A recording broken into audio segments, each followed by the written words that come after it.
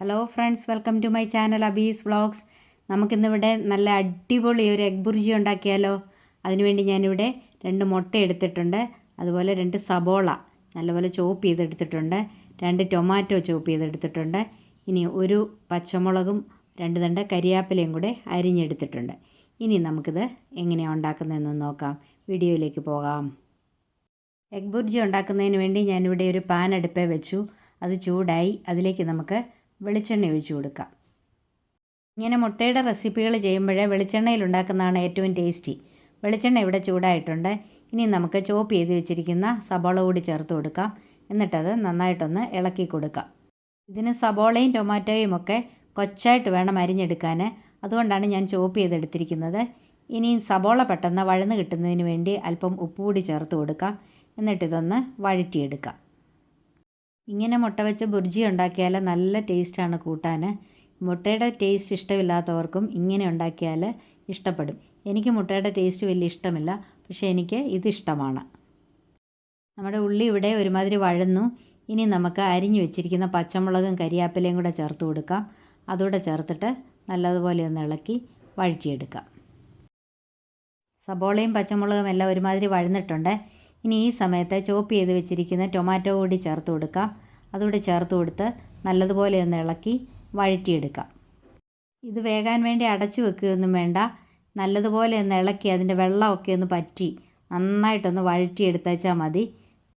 സബോളയൊക്കെ കൊച്ചായിട്ട് അരിഞ്ഞിരിക്കുന്നതുകൊണ്ട് അപ്പോഴത്തേക്കത് വെന്തോളും. നമ്മുടെ സബോളയും ടൊമാറ്റോയും ഒക്കെ നന്നായിട്ട് വഴന്നു. ഇനി ഇതിലേക്ക് ആവശ്യമായ പൊടികൾ കൂടി ചേർത്ത് കൊടുക്കാം. ഒരു 1/4 ടീസ്പൂൺ മഞ്ഞൾപ്പൊടി ചേർത്ത് കൊടുക്കാം. 1/2 ടീസ്പൂൺ മുളക് പൊടി ചേർത്ത് കൊടുക്കാം. മുളക് പൊടി കാശ്മീരി ചില്ലിയാണ് ഞാനിവിടെ ചേർക്കുന്നത്. 1/2 ടീസ്പൂൺ കുരുമുളക് പൊടി കൂടി ചേർത്ത് കൊടുക്കാം. അതുപോലെ 1/2 ടീസ്പൂൺ ഗരം മസാല കൂടി ചേർത്ത് കൊടുക്കാം. ഇത്രയും പൊടികളാണ് ഞാനിവിടെ ചേർത്ത് കൊടുക്കുന്നത്. ഇനി ഈ പൊടികളുടെ പച്ചമണം മാറുന്നത് വരെ ഇത് നല്ലതുപോലെ ഒന്ന് ഇളക്കി ഒന്ന് വഴറ്റിയെടുക്കാം. പൊടികളുടെ പച്ചമണമൊക്കെ മാറി നന്നായിട്ട് വഴന്നിട്ടുണ്ട്. ഇനി നമുക്കിതിലേക്ക് മുട്ട പൊട്ടിച്ച് ഒഴിച്ചു കൊടുക്കാം. മുട്ടയൊഴിച്ച് അത് നന്നായിട്ടൊന്ന് ഇളക്കി കൊടുക്കാം. മുട്ട ഇതിലേക്ക് ഡയറക്റ്റ് ആഡ് ചെയ്യാതെ ഒരു പാത്രത്തിൽ പൊട്ടിച്ചൊഴിച്ച് അടിച്ചെടുത്ത് ഇതിലേക്ക് ആഡ് ചെയ്ത് കൊടുക്കാവുന്നതാണ്. ഇനി ഇത് നമുക്കൊന്ന് സ്ക്രാമ്പിൾ ചെയ്ത് കൊടുക്കാം. അടുത്ത മുട്ട കൂടി ഇതുപോലെ പൊട്ടിച്ചൊഴിക്കാം.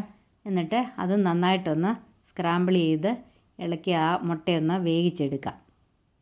ഇത് വളരെ എളുപ്പം ഉണ്ടാക്കാൻ പറ്റുന്ന ഒരു സൈഡ് ഡിഷാണ്. വീട്ടിൽ ഗസ്റ്റൊക്കെ വരുമ്പോൾ കൂട്ടാനൊന്നും ഇല്ലെങ്കിൽ പെട്ടെന്ന് ചപ്പാത്തി ഉണ്ടാക്കി ഇതും കൂടി ഇങ്ങനെ ഉണ്ടാക്കാനായിട്ടൊരു 10 മിനിറ്റ് കൊണ്ട് ഉണ്ടാക്കിയെടുക്കാവുന്ന ഒരു ഡിഷാണിത്.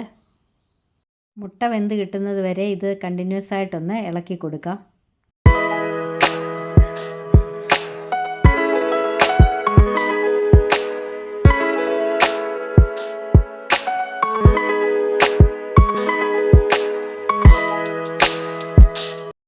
നമ്മുടെ മുട്ടയെല്ലാം വെന്തു. എഗ് ബുർജി ഇവിടെ റെഡി ആയിട്ടുണ്ട്. ഇനി ഇത് തീ ഓഫ് ചെയ്യാം.